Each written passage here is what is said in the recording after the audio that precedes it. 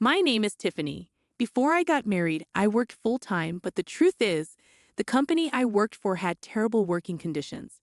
I had nearly 90 hours of unpaid overtime. I contemplated continuing to work even after marriage, but due to health issues, I decided to quit. Now I live a healthy lifestyle, waking up and going to bed at regular hours.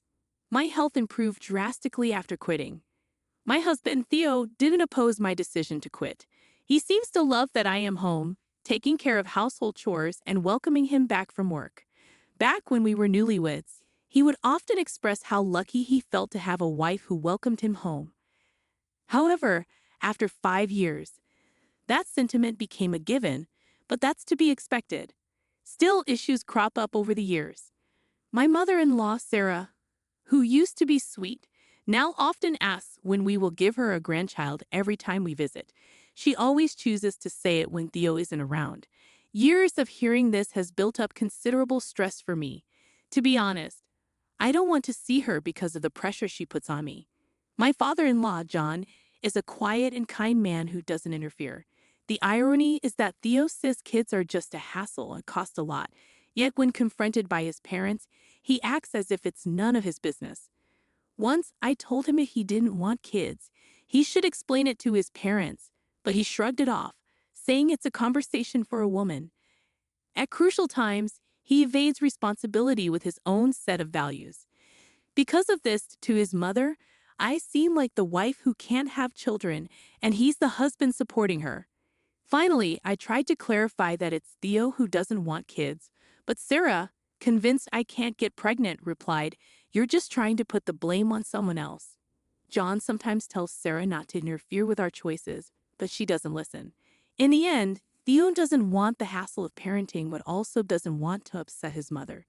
It's evident that he's always trying to please his mom.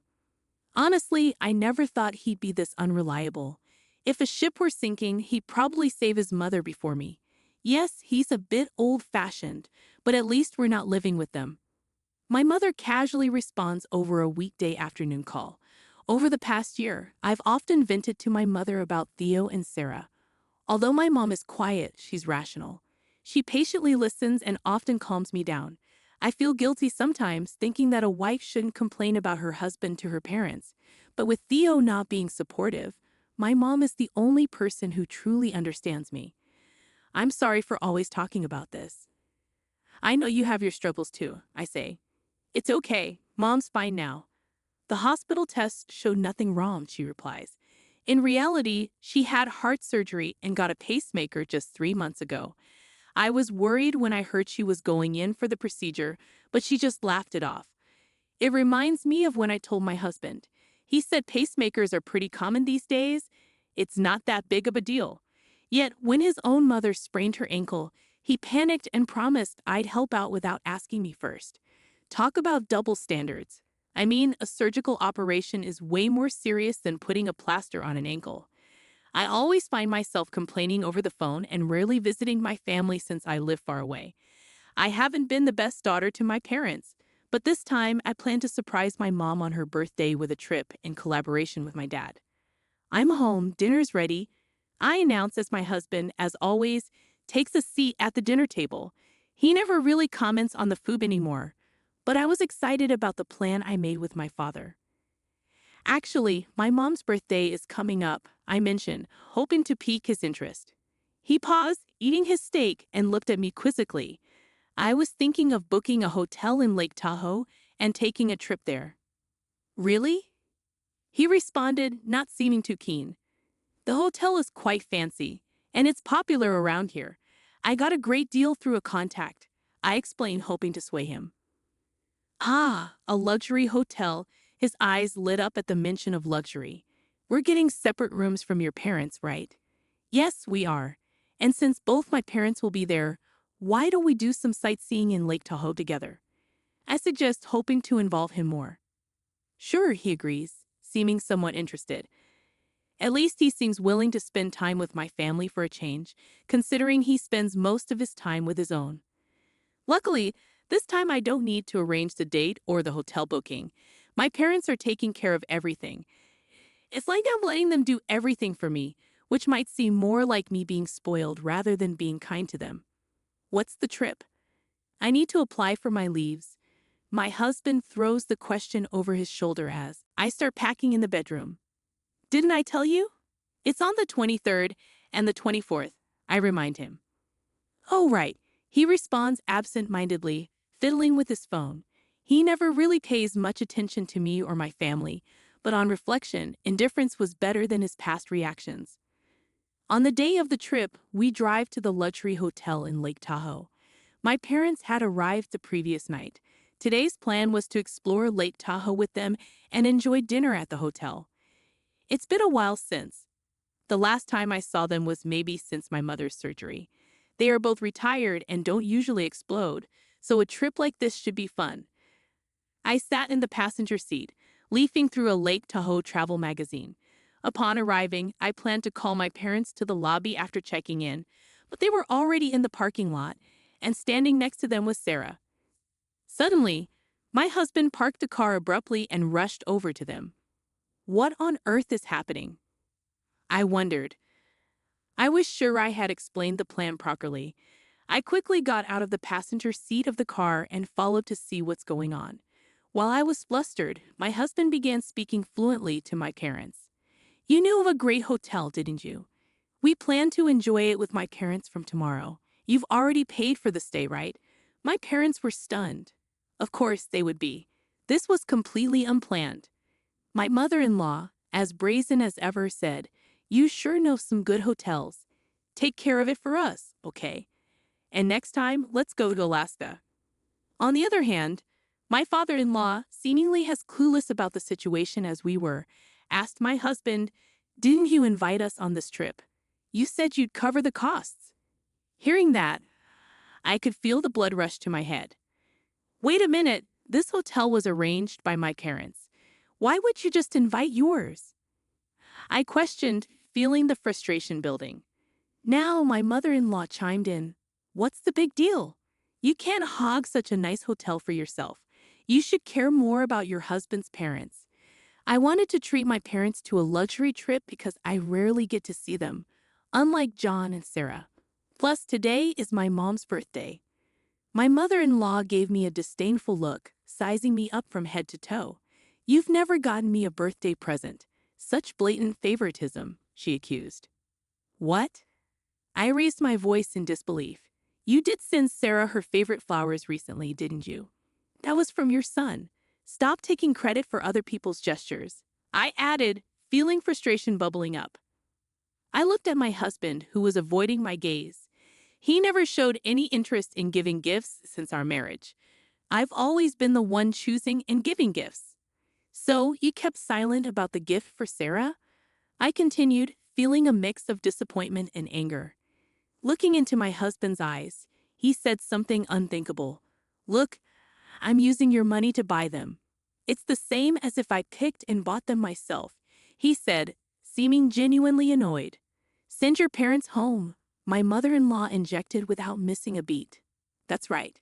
From now on, it's quality time for our son and us, she added firmly. I was deeply hurt. I never imagined he'd be this way. Where did the kind man I married disappear to? Then a robust man in a suit approached us quickly. Is there a problem? He asked. Before he could finish, my mother-in-law began speaking at lightning speed. We want these people gone. We'll use their remaining nights. I'm sorry, but we can't do that, the man replied. Why not? She snapped back. They have already paid, and we have them booked until the day after tomorrow, he explained patiently. In her fury, she pointed at me. She is my son's wife. What belongs to my son's wife and her parents is practically ours, she declared. My husband just nodded, seeming to agree with her. Seeing that scene, all my pent-up feelings felt like they exploded. The man apologized and said they couldn't do that, but she replied, First of all, you are letting such poor-looking people stay here. Won't it ruin the hotel's reputation? My husband started blaming me along. I decided to approach my husband from behind and reveal the truth. You know, this place is my father's family home. I began, watching as both my husband and mother-in-law stared at me with wide eyes. The man in the suit is my father's younger brother, which means he is my uncle. My uncle started speaking in a firm yet humble tone. My brother and I have a big age difference. Back then, our parents were busy with their hotel business. He took care of me like a parent. Everything I have now is because of him. Hearing this, my father became emotional and whispered, "You." When I heard you were staying here, I was truly happy, thinking I could finally repay his kindness. But you think you could stay for free just because it's your son's wife's family? I could hear my mother-in-law groaning. We have rooms available ranging from $450 to $1,800 per night. Please proceed to the front desk if you are interested. Caught off guard, my husband and his mother were flustered. What do we do? We don't know any other hotels, my husband muttered, looking lost. Watching the two, my father-in-law let out a deep sigh.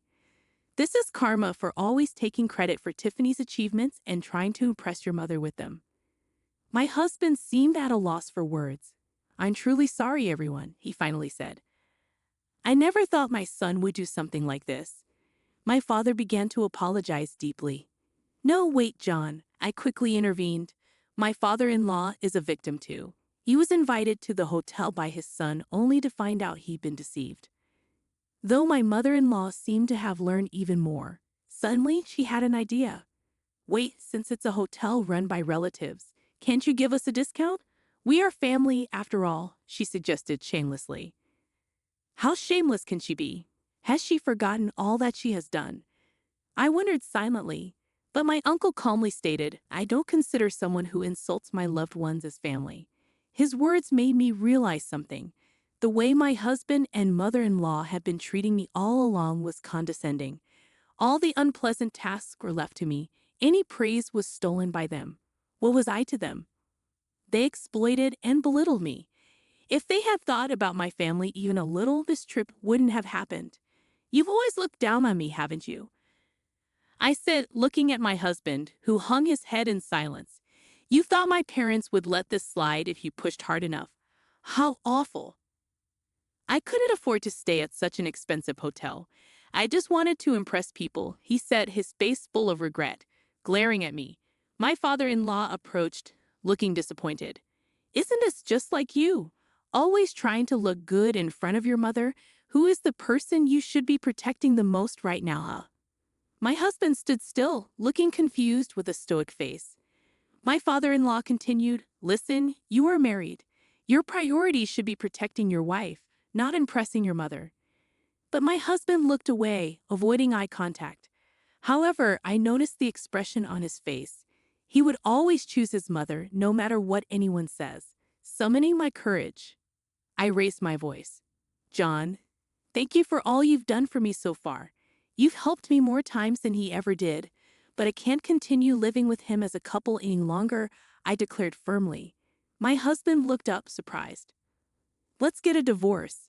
I continued, feeling a surge of liberation as I said the word out loud. Right. I've always wanted to divorce him. Are you serious? I heard my mother's voice from behind. I nodded. Yes, I've been thinking about it for a while now. Hold on, I'll apologize for what happened this time. My husband scrambled, but it was almost like seeing a stranger. It's not just about what happened this time, I explained. It's about the forgotten gifts for Sarah and countless other things. Of course, today played a part in my decision. Suddenly, my mother-in-law, her face red with fury, yelled, A woman like you who doesn't work or even have children should be grateful just to be married. The realization that I could also sever ties with her left me with no fear. Look, I won't be belittled. And just for your information, it was your son who didn't want kids, saying parenting would be a hassle. I bet you never heard that from him, I remarked, watching as my mother-in-law just sat down stunned. She had always believed it was my fault, not realizing it was her son's decision all along.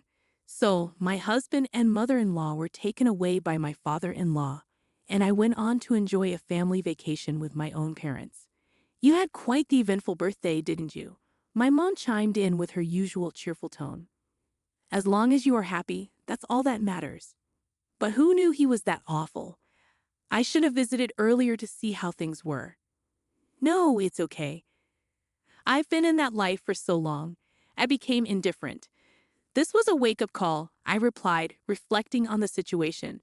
My typically silent father seemed to have a hint of joy on his face. After that, my husband and I divorced, but it seems the relationship between him and his mother has soured. He was never the considerate type and always left everything but his job to me. Without me, his apartment was reportedly turned into a garbage dump. Apparently, my ex-mother-in-law visits him regularly to clean up. However, she's nearing her breaking point, often fighting with the son she used to adore. Once their argument got so heated the police were called.